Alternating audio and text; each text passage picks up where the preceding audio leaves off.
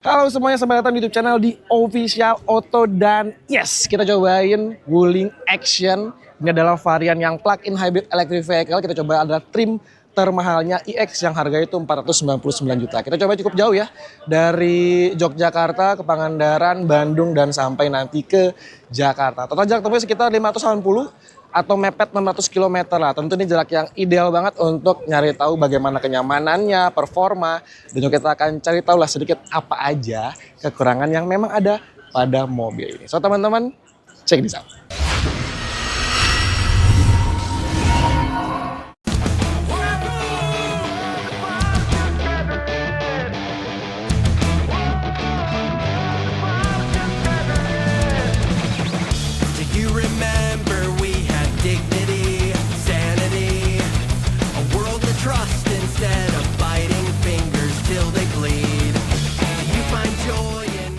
Jadi kita udah jalan ya dari Yogyakarta sampai ke Pangandaran ini udah totalnya 211 km by trip MID. Jadi sekarang langsung aja kita cobain, kita gas ke Bandung.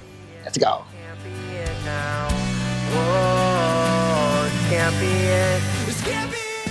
Ya, sekarang gantian saya untuk nyetir Wuling Action plug-in hybrid. Jadi sekarang rutenya dari Pangandaran sampai ke Bandung gitu ya teman-teman. Ini jarak tempuhnya kurang lebih sama seperti kita awal dari Yogyakarta ke Pangandaran, dan juga masih lewatin jalan non-tol, jadi jalan nasional, jalur pantai selatan yang memang nyajiin landscape jalan yang liuk-liuk, nanjak, dan juga turunan. Nah ini pas banget ya untuk ngebuktiin performa, kenyamanan, dan juga selling point dari mobil SUV keluarga 7-seater ini. Pertama, kita bahas lebih dulu untuk posisi duduk dari Wuling Action. Saya punya tinggi badan di 170-an cm, lebih tinggi untuk ngelihat pandangan depan. Jadi ketika teman-teman berkendara dengan mobil ini, khusus untuk dari driver ya, untuk tinggi berapapun rasanya ini akan tetap dapat posisi duduk yang terbaik. Karena kita bisa atur untuk posisi duduk secara elektrik 6 arah, termasuk untuk bagian setir. Kita bisa atur secara tilt dan teleskopik. Jadi ketika teman-teman sebagai penumpang di depan ya, tetap dapat fasilitas yang sama juga. Ada pengatur elektrik di bagian penumpang sisi sebelah kiri, walaupun memang hanya ada 4 arah aja, tapi porsi fitur-fitur itu kurang lebih sama lah. Masih dapat ventilated seat, teman-teman bisa atur untuk pendingin udara di balik punggung ini. Ya, jadi platform ini sama ya, dia ngambil basis serupa seperti di Darion. Dia pakai Wonder Flexible Modular System, tapi dia punya dimensi yang dibuat sedikit lebih ringkas dibandingkan Darion. Juga tingginya ini nggak setinggi di Wuling Darion. Termasuk juga di bagian wheelbase-nya ataupun jarak sumbu rodanya. Dia lebih padat sekitar 100 mm yang ngebikin mobil ini ataupun juga kelincahannya jadi lebih bagus dibandingkan Wuling Darion. Jadi kerasa minim banget body roll-nya dibandingkan Wuling Darion yang memang suspensi Darion itu diracik dia lebih smooth dan juga lebih empuk ya. Tapi di Action ini lebih firm dan juga sedikit lebih kaku. Catatannya adalah ketika kita lewatin jalur dendels terutama yang banyak tambelan, ini kerasa sedikit agak keras, terutama di bagian belakang ya. Karena memang si penumpang belakang ini dia agak mepet duduknya sama sumbu roda di belakang. Jadi memang berasa banget ketika suspensinya lagi main ketika lewatin jalur yang rusak gitu ya. Tapi nggak yang terlalu keras banget seperti mobil sport ya. Jadi masih oke lah untuk kasih peredaman yang baik untuk penumpangnya. Kenapa keras? Jadi analisis pertama saya adalah peleknya. Jadi peleknya ini berbeda sama Darion, dia lebih besar 18 inci dan bannya ini punya profil yang sama teman-teman. Jadi cukup kelihatan tipis, dia pakai profil ban 215/55. Jadi apa ya, redamannya tuh enggak tersaring secara sempurna sama si ban, karena yang profil bannya ini punya profil yang tipis. Tapi bisa dimaksimalin sama racikan suspensinya yang memang lumayan ajib ya, terutama di bagian belakang dia pakai multi-link, dan juga di bagian depannya sama ya seperti Darion, dia pakai McPherson Strut, tapi secara keseluruhan memang racikannya dibuat lebih firm, lebih keras dibandingkan Wuling Darion yang mana dia nyasar ataupun bermain di segmen MPV keluarga.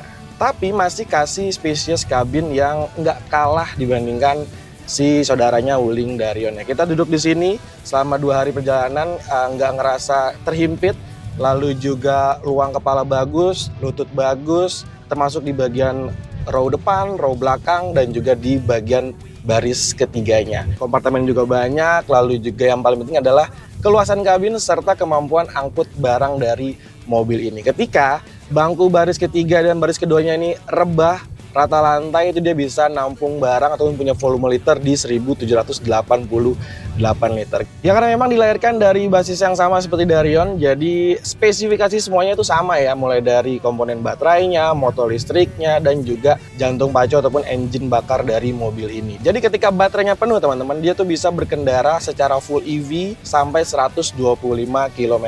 Torsi dan tenaganya itu disalurkan ke roda depan secara instan dan juga smooth. Ketika kita ngelewatin jalur yang nasional seperti ini, lalu juga jalurnya meliuk-meliuk kayak gini, akan lebih banyak mempertahankan ataupun bikin kemampuan EV mode itu jadi lebih jauh, lebih tinggi gitu, karena ya sekali lagi ada fungsi dari regenerative braking yang fleksibel juga, kita bisa pilih karakternya sesuai dengan kebutuhan dan juga gaya berkendara si drivernya. Lalu juga ada fungsi dari energi mode. Dia ada 4 pilihan. Pertama ada EV Max, lalu juga ada EV First, ada Hybrid, dan yang terakhir adalah Fuel First. Jadi benar-benar fleksibel. Jadi dia punya 11 fungsi ADAS, dari Adaptive Cruise Control, lalu juga ada Lane Keeping Assist, dan juga ada Intelligent Cruise Assist. Jadi ketika kita aktifin Intelligent Cruise Assist-nya, secara otomatis dia akan langsung mengaktifkan untuk Adaptive Cruise Control-nya dan juga Lane Keeping Assist, disertain sama fitur Automatic Emergency Braking System-nya. Oke, jadi kita udah berkendara dari hari pertama sampai hari kedua ini pertengahan ya, udah di 239,8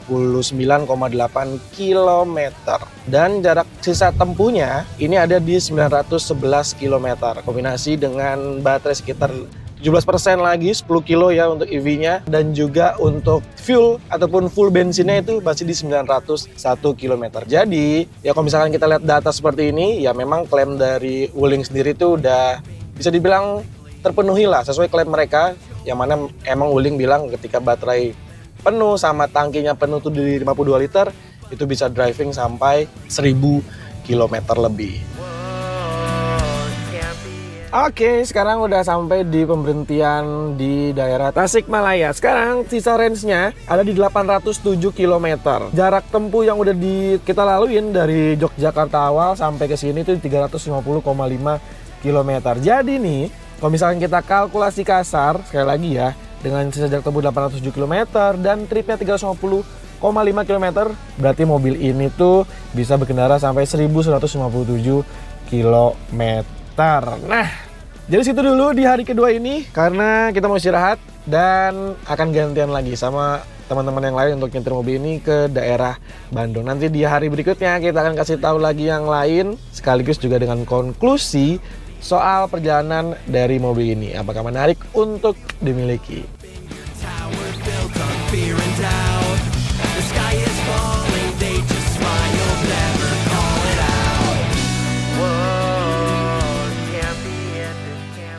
Oke, finally kita udah sampai di Jakarta. Perjalanan yang cukup panjang ya, dari Yogyakarta, Pangandaran, Bandung, dan kita sampai di Jakarta dengan selamat dengan Wuling Axion PHEV ini. Jadi konklusinya mobil ini menawarkan benefit soal ketangguhan mobil keluarga ya. Mulai dari kenyamanannya, fitur-fiturnya, lalu juga performa serta kombinasi link power antara engine serta motor listrik, termasuk juga dengan baterainya.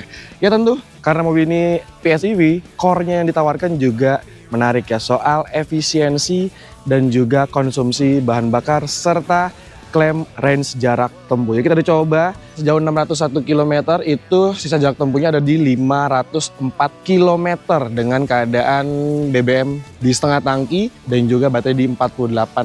Jadi kalau misalkan dihitung ya, antara range itu dengan jarak tempuh yang udah kita laluin, berarti mobil ini bisa berkendara sampai 1150-an kilometer dalam keadaan tangki penuh, dan kita pergi dari Yogyakarta di 86% baterainya. Jadi gimana menurut teman-teman soal Wuling Axion PHEV ini? Coba sampaikan di kolom komentar, kita sharing bareng-bareng, dan sampai jumpa di video berikutnya.